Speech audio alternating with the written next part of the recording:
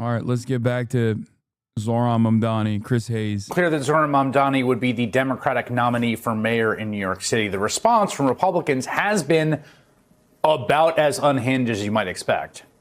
Donald Trump is practically frothing at the mouth, threatening to arrest Mamdani, who, of course, has not broken any laws. There's talk on the right that they're going to, denaturalize him and deport him. At least one Republican congressman has called for the 33-year-old state assemblyman, a naturalized U.S. citizen, to be deported.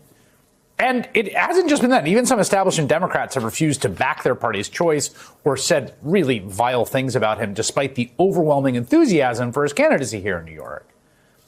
But if there's one thing Mamdani has demonstrated over the course of this campaign so far, is he's pretty good at just kind of sticking to his principles and message discipline. He doesn't bow down in the face of pressure, but then he keeps pivoting back to the center of what he campaigned on, which is affordability. Bro, I'm not gonna lie. I'm holding on to Zohran like he's the last bit of fucking weed I got.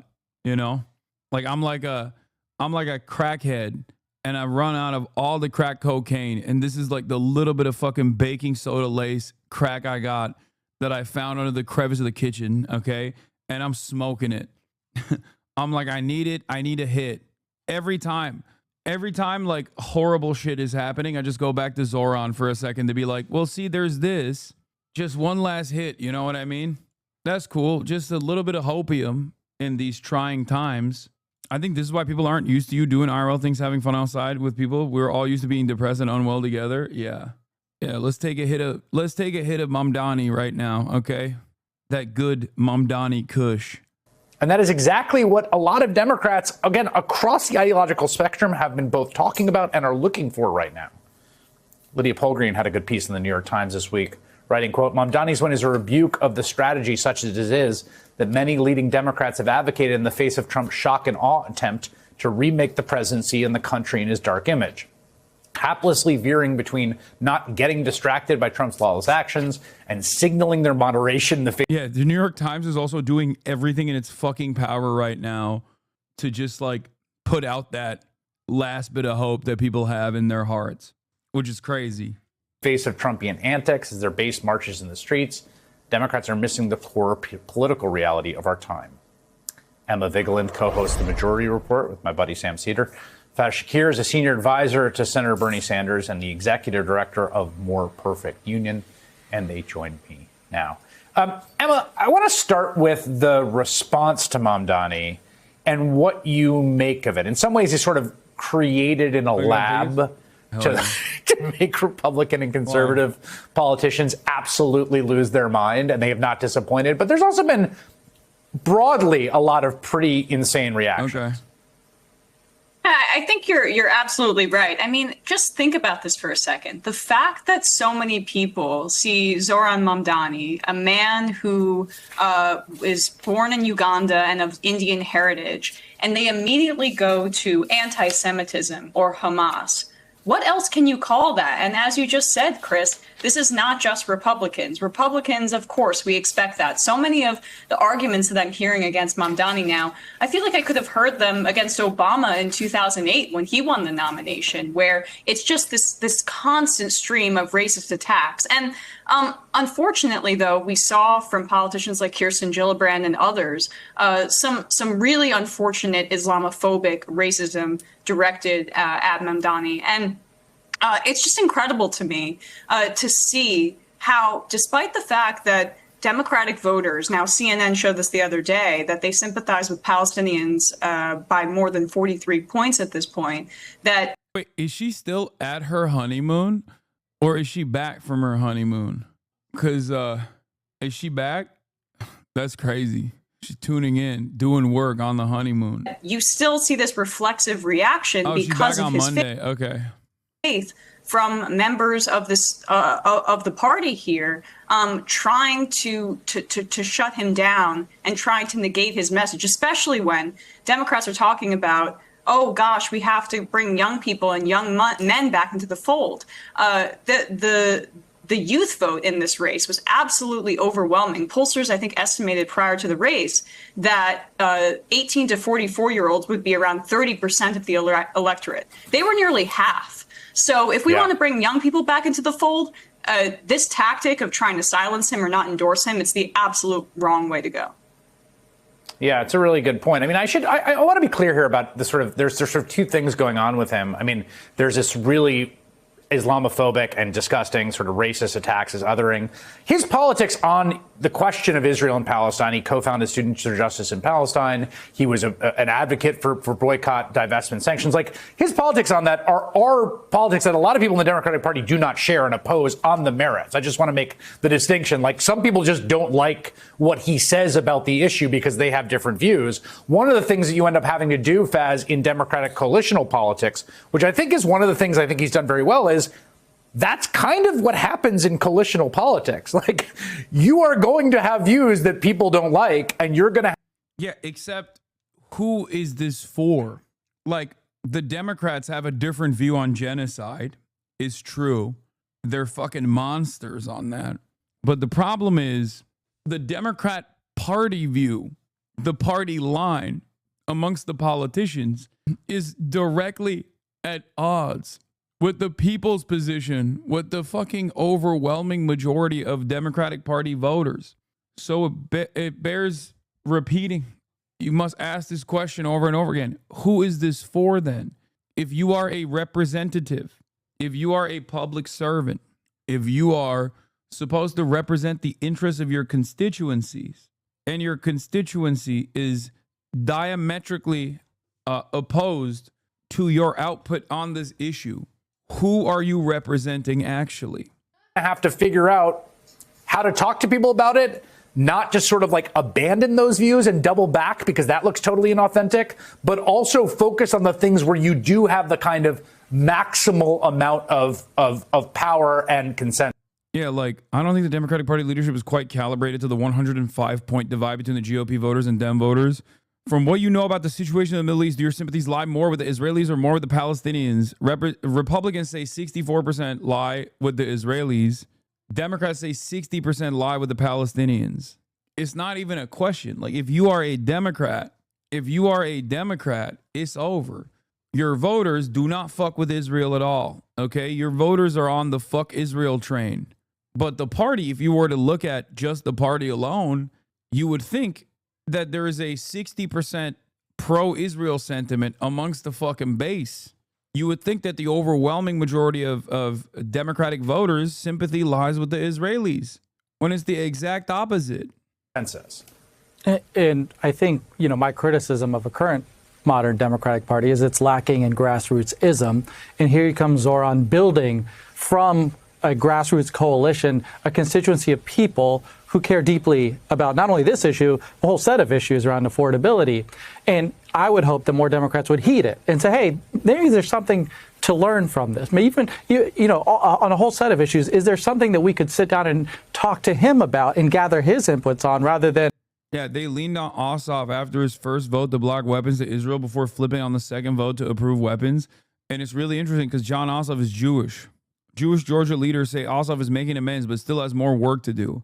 They literally went in. They made the boss call. John Ossoff is Jewish, and it was like, I don't think we should be giving weapons to Israel. This is fucked up. And they literally fucking made a boss call and made him pack that shit up real quick. Yeah, he voted with Bernie Sanders to block aid to Israel. All right, look at the fucking sinister framework here at play. Like, Georgia Jews only care about giving weapons to Israel. Excuse me. Like, is that even the case? Also, you don't just represent the Jewish population of Georgia anyway, even if that was the case. You represent the entire base of support from Georgia, and it's not, especially on the Democratic side, is not even a question. It's not even a question. It's like, this is not, you are going against the wishes of your voters at that point. To stiff arm him and push this entire coalition away, which of course is why a lot of the coalition that Zohran has won has felt pushed out of the Democratic Party. He brought people back in. Yeah, I remember this. I remember this fucking psychotic letter. Atlanta letter to Senators Ossoff and Warnock on their vote to block arms sales to Israel. They were like, you better not do that.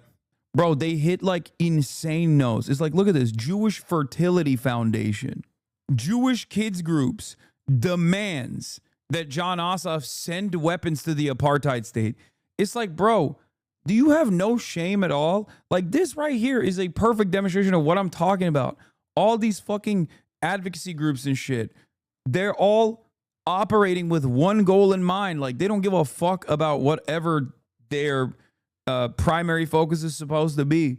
Like, what do you mean Jewish kids groups and Jewish Home Life and Jewish Fertility Foundation signed off on a letter that said you must give more weapons to Israel? Synagogues, houses of worship being like, no, you don't understand. This is like the most important thing for us.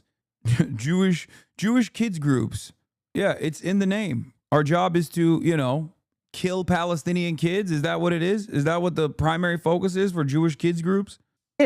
Who had been not voting in 2024. So, it's frustrating, but this is part of a billionaire agenda. To be clear, you have Bill Ackman, you got Barry Diller, you got a whole bunch of people, Mayor Bloomberg, who all are dumping money in. And so you'll see these smear attacks. You'll see them from Trump because they want Eric Adams. They want an indicted mayor of New York City to return. And so you're going to have distraction, the politics of distraction for sure. Well, but there's something he does that I think reminds me of what Bernie Sanders, I think, has done quite effectively. I mean, I should note, Waleed Shahid published this great analysis we've had on the show of like mainstream media coverage of Mamdani, which has been like overwhelmingly about Israel and Palestine and Gaza, even though that was not at all the focus of his campaign at all. And in fact, like he would get asked it by the media, but he was always talking about affordability. And Emma, one of the things I think he does well that reminds me of Sanders is he gets this Venn diagram of stuff that he believes in, that's progressive policy, and that sound good to a lot of people, a rent freeze. And he'll talk about other stuff, and he doesn't run away from his values on that sort of stuff. But like Bernie Sanders, who I have interviewed literally hundreds of times, he will turn you back to those talking points about the stuff he wants to focus on over and over and over again, where he feels most confident he's got the biggest audience.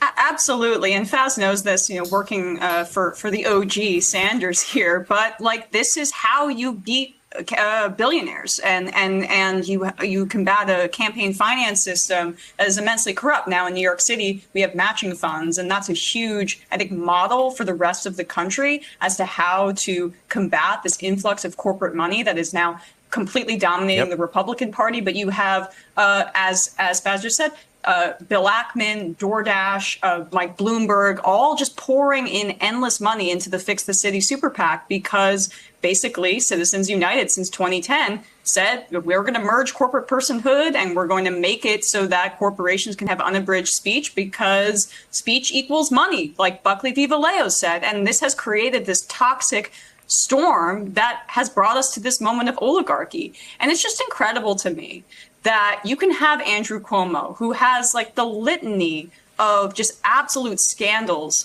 behind him, but who also on this issue of Israel-Palestine recently volunteered his services for Benjamin Netanyahu as his lawyer on ICC war crimes charges in late 2024. When Israel had already been accused of committing genocide by countless credible scholars and by Human Rights Watch and Amnesty International. So you have a guy who's lapping up Trump donor money, billionaire money, and offering to defend a man who is slaughtering hundreds of innocent people a day. And national Democrats are flummoxed that primary voters weren't into this kind of thing, specifically because I do think there is another racism here or bigotry that's not being talked about, which is the assumption that Jewish voters are going to just be led by this one particular issue. New York City has one of the largest Jewish populations in the world. And I found a lot of the rhetoric about what they thought, what a lot of national pundits thought Jewish voters would do in this race to be pretty anti-Semitic. Turns out Jewish New Yorkers are like everybody else. We're voting, and it's the economy, stupid, as Carville would say, right? These are kitchen table issues. Yeah, this is the thing about when you get to the number. There's a million Jewish folks in New York City, roughly.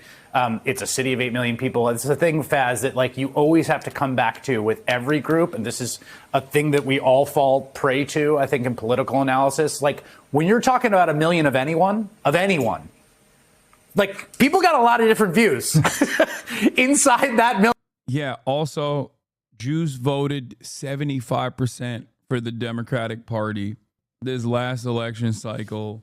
and Israel was in the 9th out of the top 11 concerns. It ranked as 9th priority. So clearly there's some other reasons, regardless of the fact that America is uniparty on Israel and foreign policy. Clearly, Jewish voters are not prioritizing Israel as a primary concern. This doesn't mean that there aren't Jews who do think Israel is their primary concern. I'm sure there are plenty of them that vote consistently for the Republican Party. Okay? Gabish? Million. Like, that's a lot of people, and there's a kind of shortcutting that ends up happening a lot, particularly in Democratic politics, because it's such a diverse coalition. And to try to address the coalitional politics you were talking about earlier, to bring people together on a common set of agenda. This is why Bernie Sanders and myself go back to the things that we know that huge amounts of Jewish Americans, Muslim Americans, Asian Americans, you name them, are going to feel, hey, can I talk to you about the issues around busing? Can I talk to you around the issues of housing? If I talk to you about the issues of childcare, how much will that resonate with you? They'll start to hear. And we are frogs boiling in water in the sense that the politics all around us has become this kind of sense of elitism-driven politics. Here in the Senate, not only do you have this kind of bill that you've been talking about all day, and then you got crypto. How do these things get moved to the top of the agenda? And here you have, if you were to describe the AOC politics, the Bernie politics, the Mamdani politics, is to say you're on behalf of people. What would it look like if you said, hey, you know, the number one agenda item is we're going to talk about housing costs. It's so, to many people, it's like crazy that it's not on the agenda anywhere. Why? Because we don't have a working class politics that drives the agenda. People know that.